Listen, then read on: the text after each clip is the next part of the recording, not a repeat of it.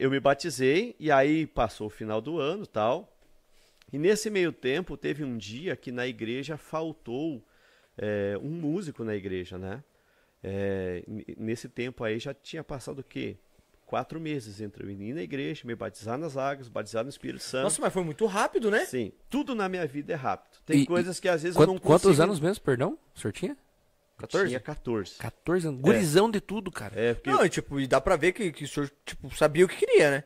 Com certeza, sempre, sempre. Daqui a pouco eu vou falar outros detalhes que vai ficar mais legal ainda. Espera aí. E aí assim, faltou esse músico, e aí eu cheguei pro rapaz que era do violão, que cantava, e disse, a bateria não tá ali, cara. Só que eu não sei tocar bateria, mas se tu quiser, eu faço de um jeito. Fico batendo nos pratos aqui. Não, aí o que ele fez eu acho que não me ofender também, não sei, né? Ele falou assim, não, faz o seguinte, tem um pandeiro ali, me acompanha no pandeiro. Na realidade, não era um meia-lua. Não era o pandeiro de pele, era o pandeiro, né? Só que sem a pele e só tinha 2 chocalhozinhos, tá tudo quebrado o pandeiro. É tipo meia-lua, né? Mas assim, foi a maior realização da minha vida. Porque assim, agora eu tô me sentindo útil aqui. Que da hora. Porque até então eu não tinha nada, eu só tava indo na igreja, ia no grupo de jovens, mas assim, no meu pensar. Porque a gente sabe que independente de um jovem ele tá tendo alguma atividade na igreja ou não, ele é muito importante, ele tá ali. Sim, né? sim. Só que eu pensava diferente. Eu não quero só ficar aqui olhando, eu quero ser útil para alguma coisa. É que tem aquele cara que ele tem essa necessidade, né? De estar junto, de fazer um negócio ali. É uma pessoa mais... Não vou falar que ela seja melhor, mas ela é proativa. Então ela já vai pra frente. Cara, eu não consigo ficar só parado. Eu tenho que participar. Porque...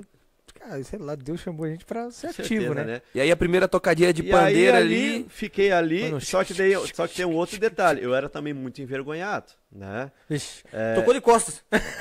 Não. Na igreja era um sistema de som diferente, tipo aqueles de bailão, aquelas caixas grandonas lá do altar. Nossa, aquelas pra tocar lá fora, cara. Então, os eventos. Aí só que daí eu fiquei atrás dessa caixa, escondidinha, só ali... Mas foi a maior, coisa mais legal. Perguntando de onde tem essa cascavel aí. E aí... Aí acabou o culto, né? Ai, acabou o culto, o pastor chegou e falou, ô Dionísio, tu quer fazer o louvor e tal? Eu falei, eu gostaria muito. Sério? Assim na lata já? Aí ele me pagou 2 aulas de bateria, né?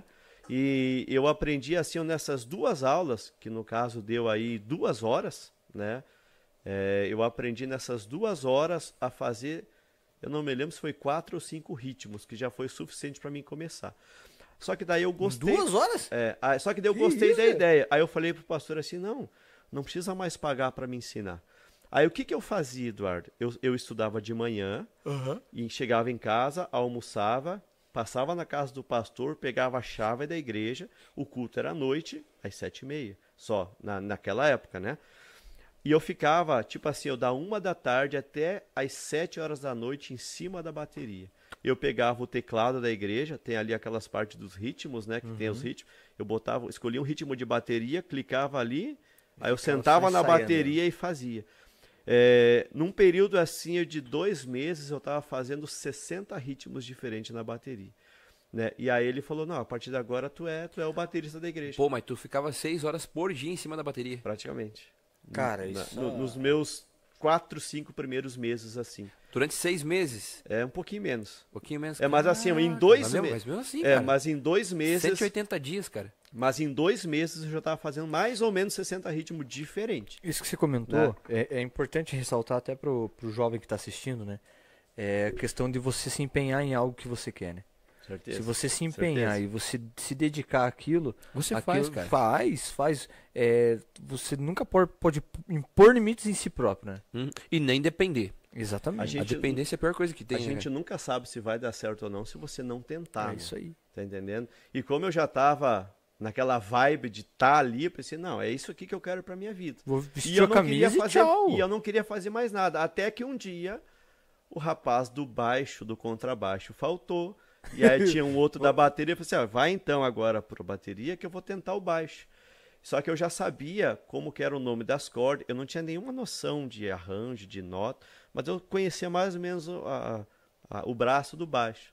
E aí eu toquei baixo, e o interessante é que eu não errei, mesmo não conhecendo nada, não errei, né? Porque passa o tempo, o teu ouvido ele vai se aperfeiçoando naquilo ali. Você pega, né? E aí hoje, resumindo a história dessa questão assim, da música, tá?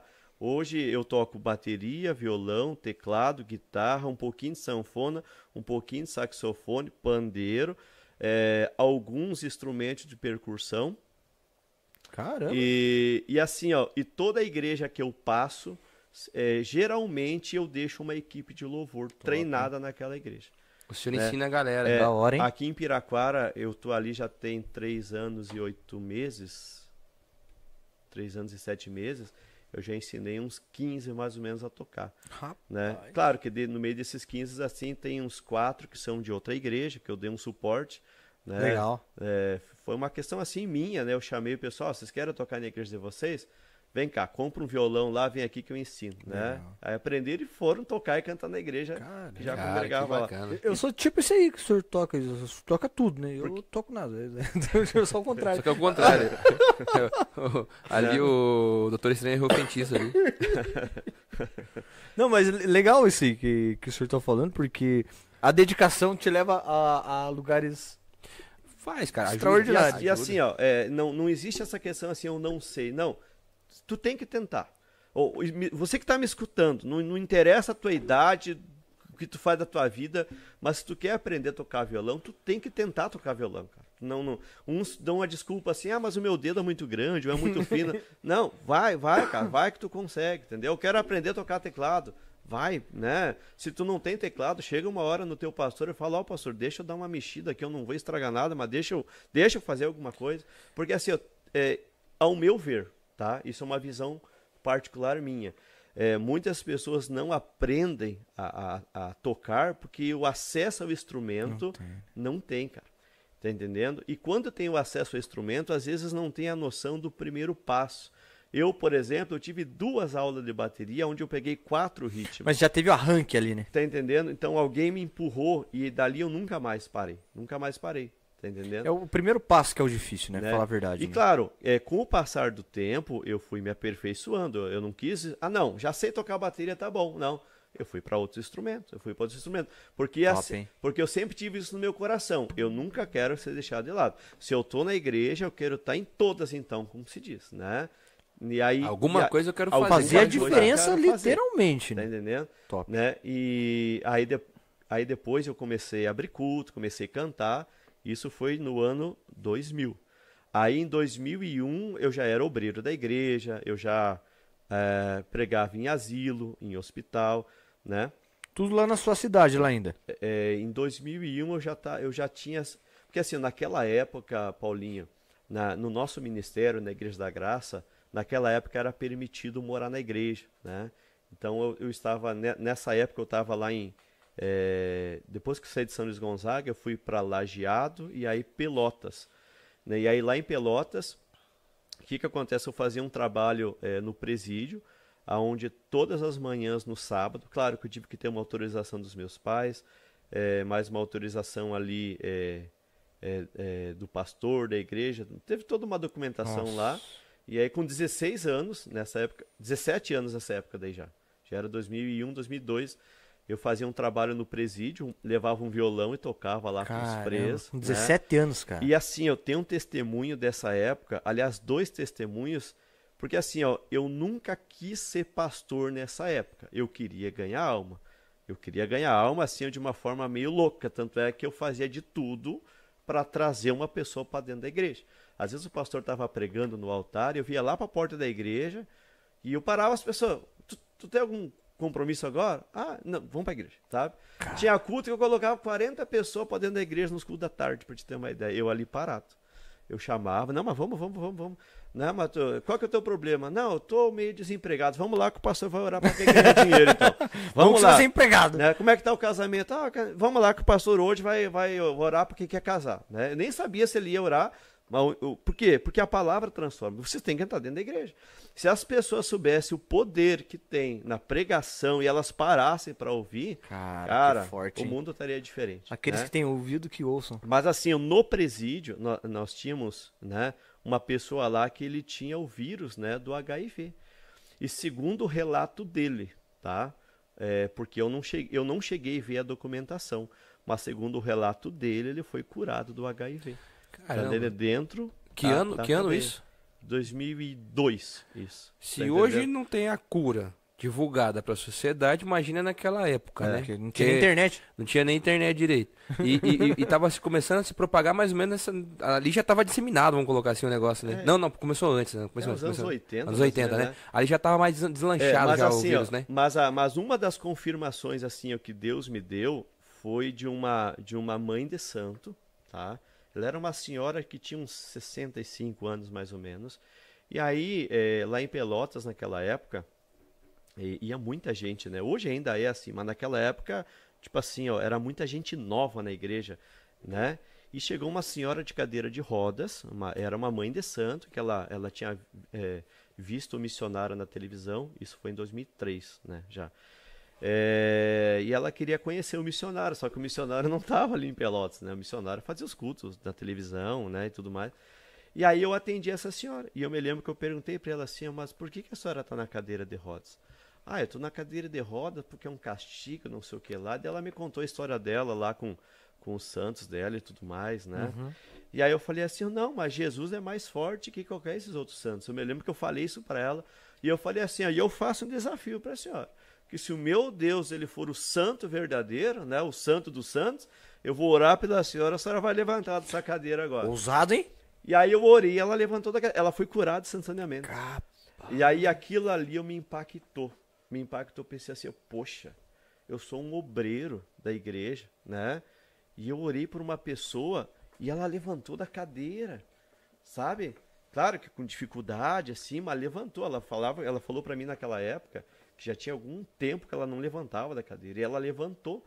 Só que daí o engraçado é que essa senhora, ela não ficou na igreja. Ela só recebeu aquela oração, saiu empurrando a cadeira dela. Levou embora depois. Aí depois eu até falei assim, mas Senhor, por quê? Por que isso, né? Eu tenho pra mim o quê? Que foi Deus me mostrando, cara, teu caminho é esse, cara. Né? Foi uma obra pra vida do Senhor. Por que eu digo que Deus falou pra mim que o caminho era esse? Porque bem naquela época eu tava completando 18 anos. E aí chegou a parte do quartel. E o meu sonho, cara, era estar no quartel. Tanto é que todos os meus brinquedos de infância era soldadinho, carrinho de guerra, bombinha. A tua mãe andava com um negócio dentro da mochila prateado. Entendeu? Sabe, eu gostava muito disso. Filho, vai brincar lá, mata os pombinhos lá.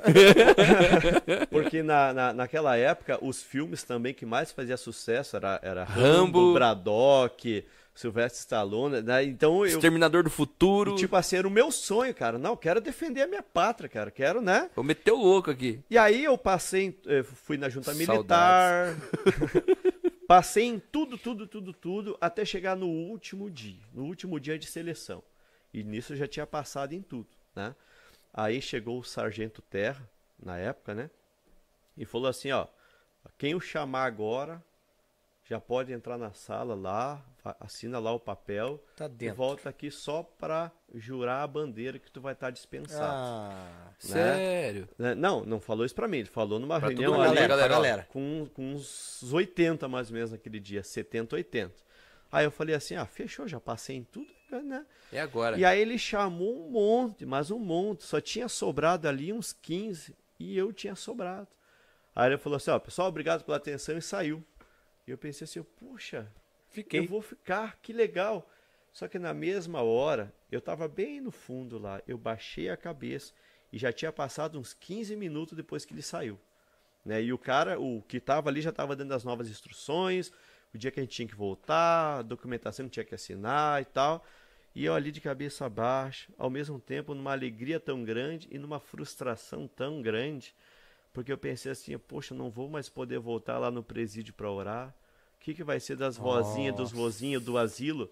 Porque todo domingo de tarde eu ia lá tocar violão pros velhinhos, cara. Né? Cantava lá, tem anjos voando nesse... Né? Eu conheço essa. Tá entendendo? Eu também conheço. Eu conheço assim, ó. É importado. Eram as músicas que a gente tinha, cara. Eram as mais top na época, né? Aí eu pensei assim, não. Mas... Aí eu orei e falei assim, Senhor, se realmente o Senhor entende que eu tenho que estar aqui, então eu vou ficar aqui. mas se o senhor entende que o que eu estou fazendo lá vai ser mais proveitoso para mim, para o meu futuro, e só o senhor sabe para quantas pessoas, então eu não quero mais ficar. Cara, foi eu abrir os olhos, pus o Sargento Terra à volta. Falei assim, eu esqueci de um aqui, o Dionildo Júnior Salvatore. Era eu, cara. Caramba, tá cara! Aí a partir daquele dia eu falei assim, a partir de agora eu não tenho mais dúvida de que realmente eu tenho Mas também chamado. Deus esfregou na tua cara ali, assim, né? Pô, pelo amor de Deus, porque cara. assim, ó, 2 milagres que eu considero assim, ó, pô, tu não vê sempre esse tipo de coisa acontecer. Deus me usou para fazer acontecer, tudo que aconteceu no sentido musical em tão pouco tempo, né? E aí, confirmando ali com o Sargento Terra, depois de uns 15 minutos, de já ter mandado... ter chamado ele. Cara, foi, né? Tomou café, tudo, depois que... E aí, ó, por aqueles dias, eu tava em Pelotas, né? Naquela época, o missionário Alcides, ele era vivo, né? Que era o líder da Igreja da Graça no estado do Rio Grande do Sul, né? Ele falou pro pastor lá de Pelotas, né? Falou assim, ó, traz o Dionildo pra cá. Daí eu fui pra Porto Alegre. De Porto Alegre, eu só fiquei uns 3 meses ali, né? E aí eu fui pra Rio Grande. Daí isso já era em 2004, início de 2004, né? Finalzinho de 2003, 2004. Eu fui em Rio Grande, já fui registrado como pastor, né? Falei assim, ó, vamos mandar o Dionildo para lá, já pega a documentação dele, manda. Já cadastrou, né? já. A partir dali eu já era cadastrado. Aí eu comecei a cuidar de várias comunidades e abri algumas, né? Não me lembro assim quantas, mas que eu comecei do zero foi mais de 8, entre 8 e 10. E todas elas numa questão assim de você abrir e o período que eu ficar, tipo, ter de 80 a 100 pessoas assim, sem precisar ir atrás, por exemplo.